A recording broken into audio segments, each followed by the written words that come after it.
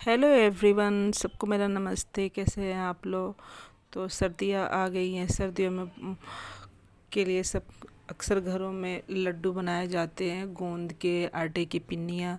तो गोंद के लड्डू सबसे ज़्यादा हेल्दी और टेस्टी होता है, और ये हमारे हेल्थ के लिए बहुत फ़ायदेमंद होता है। तो इसे ज़रूर बनाएं आप सर्दियों में। थोड़े बहुत खाने के लिए, कमर में दर्द हो या जोड़ों में दर्द होता है, उसमें भी बहुत फ़ायदा करता है। तो सर्दियों के लिए बहुत अच्छा है कि आप इसे बना के रखें। 2 महीने से भी ऊपर ये आप स्टोर करके रख सकते हैं। एक बार बना देंगे आप, पूरी सर्दियों में आपका काम आएगा।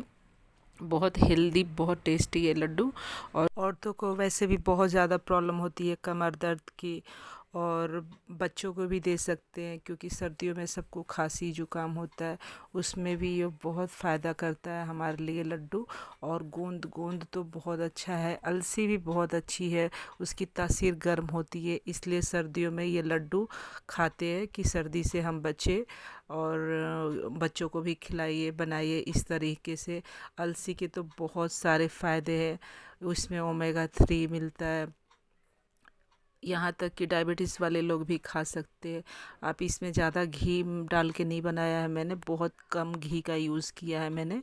और वो कैसे कम यूज़ किया मैं आगे आपको वीडियो में बताऊँगी कि आप कैसे घी कम डाल के आप ये लड्डू तैयार कर सकते हैं, बना सकते हैं। तो बहुत हेल्दी, बहुत पौष्टिक, बहुत अच्छा होता है। तो चलिए बनाते हैं। इसके लिए हमें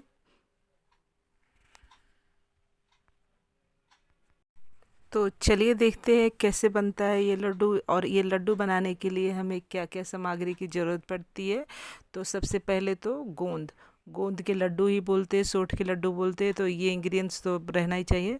100 ग्राम गोंद है, 200 ग्राम मखाने, 250 ग्राम किशमिश, 250 ग्राम काजू, 250 ग्राम बादाम, और 250 ग्राम छुहारे सूखे, और 500 ग्राम, आधा किलो अलसी। अल आपको जितने इंग्रेडिएंट्स जैसा बनाना है आप बना सकते हैं। इसमें कोई ऐसा मेथड नहीं है कि इतनी इतनी ही चीज़ें चाहिए।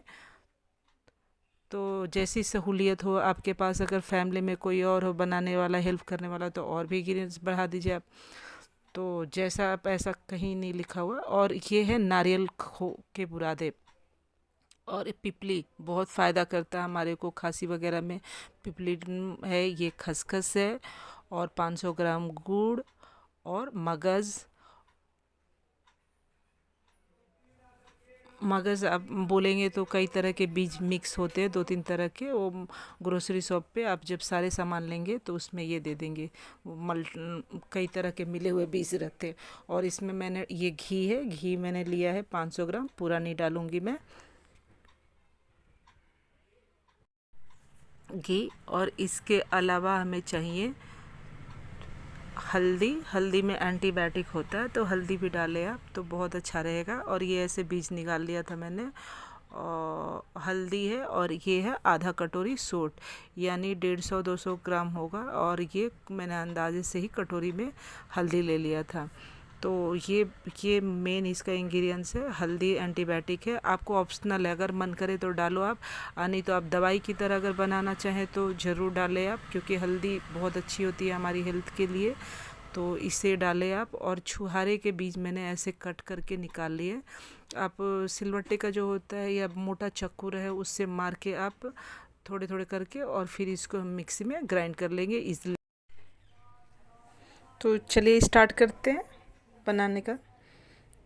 तो कढ़ाई रखेंगे, उसमें थोड़ा थोड़ा करके घी आप डालिए, और लो फ्लेम मीडियम फ्लेम पे आप भुने। लो फ्लेम पे नहीं हो पाएगा, मीडियम फ्लेम पे। जब घी आपका गर्म हो जाए तो लो मीडियम फ्लेम पे रखें, मीडियम से भी नीचे कर दें, क्योंकि गोंद अगर अंदर से नहीं फूलेगा तो थोड़ा थोड़ा डाल के करेंगे क्वांटिटी, तो अच्छे से उसको जगह मिलेगा, स्पेस मिलेगा, तो वो थोड़े अच्छे से फ्लफी पॉपकॉर्न की तरह बड़ा बड़ा होता है, तो अच्छे से फूल जाएगा। तो उसको आपको जब लड्डू खाएंगे आप तो दांतों में नहीं लगेगा। अगर आपका गोंद कच्चा रह जाएगा तो दांत में लग सकता है, क्योंकि बहुत ज़्यादा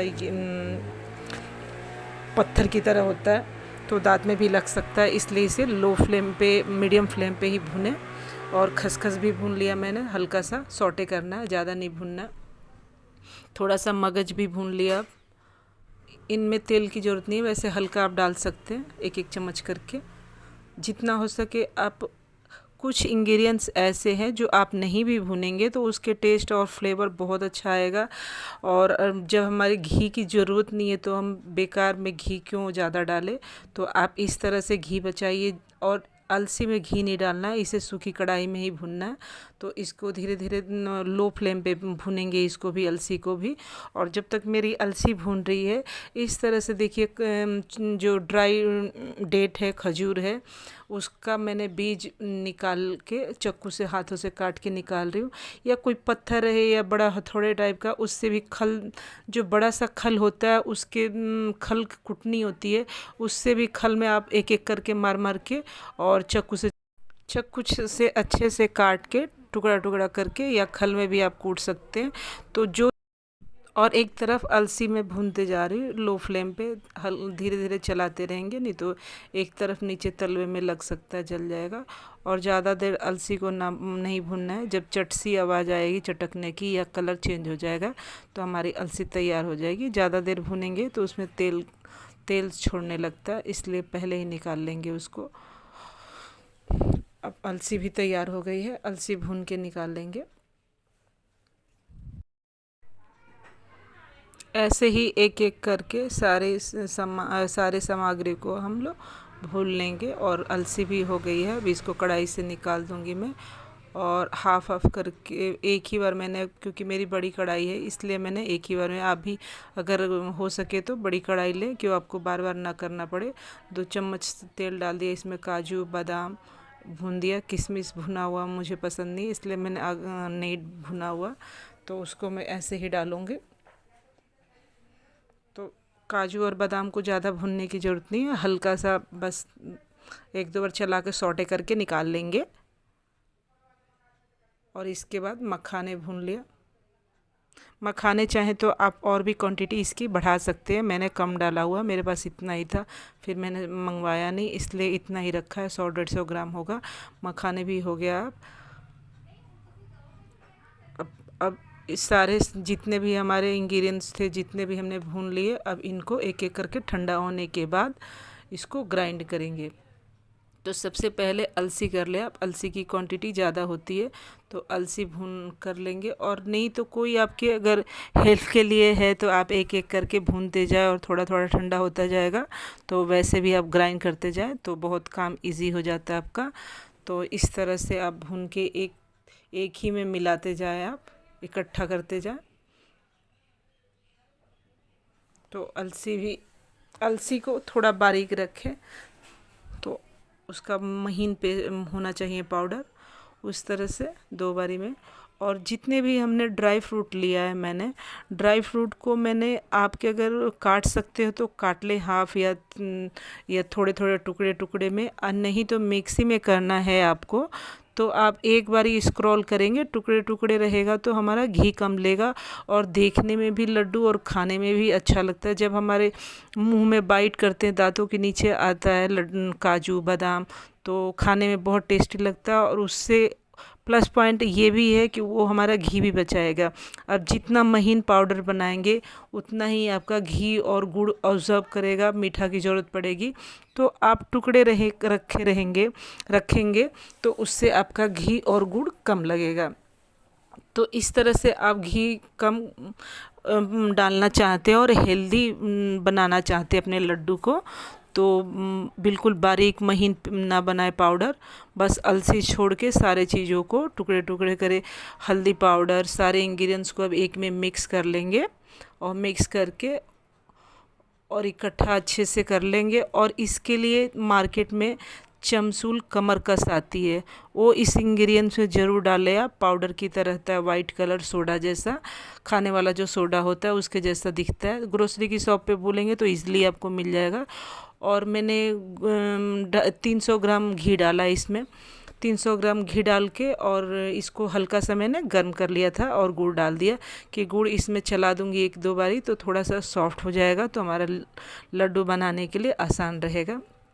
और ये है हल्दी और सौंठ, सोट सोट तो सर्दियों के लिए, सर्दी खांसी जुकाम होता है इसलिए बहुत फ़ायदा करता है, तो सोट भी डालें आप। ड्राई जिंजर पाउडर होता है, उसे सोट बोलते हैं, अदरक के पाउडर को। तो इस तरह सारे इंग्रेडिएंट्स मिला लिया। मेरी कढ़ाई बड़ी है, देखते हैं इसी में हो जाएगा। तो सबको अच्छी तरह से मिलाए, बहुत अच्छी तरह से हाथों में जोर लगा के, दम लगा के, आपके पास जितना दम है उस तरह से अच्छी तरह से हथेली में दबा के अच्छी तरह से कि सारे इंग्रेडिएंट्स एक में मिक्स हो जाए। घी गुड़ सब कुछ इकट्ठा हो जाए, गुड़ तो लड्डू बांधने में हमें आसानी रहेगा। तो इस तरह से आप लड्डू को बांधे। आपको छोटा बड़ा जिस तरह का आपको लड्डू चाहिए उस आकार का अपना बनाइए। और सर्दियों में रियली बहुत अच्छा है खाने के लिए, इससे हमारे को ठंड से काफ़ी राहत मिलता है। तो बना के आप सुबह सुबह ब्रश करने के बाद एक लड्डू अगर खा लेंगे तो आपके लिए बहुत अच्छा रहेगा सर्दियों में।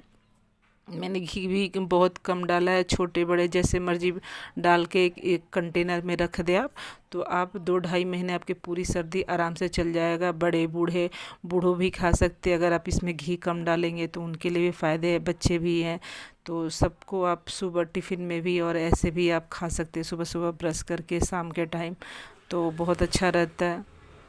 तो इस तरह से बना के आप खाइए, खिलाइए।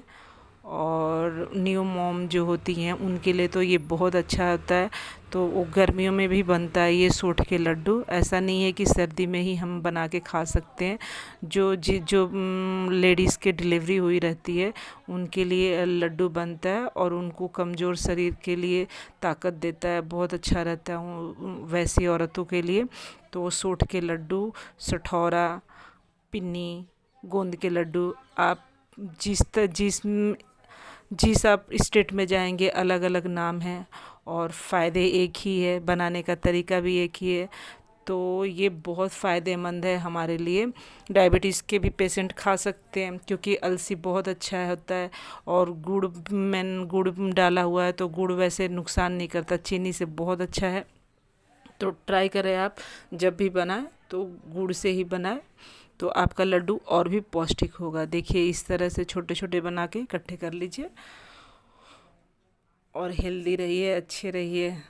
अगर मेरा लड्डू, गोंद के लड्डू अच्छी लगी, आप नए नए हैं तो मेरे चैनल को लाइक करें, सब्सक्राइब करें। Bye bye.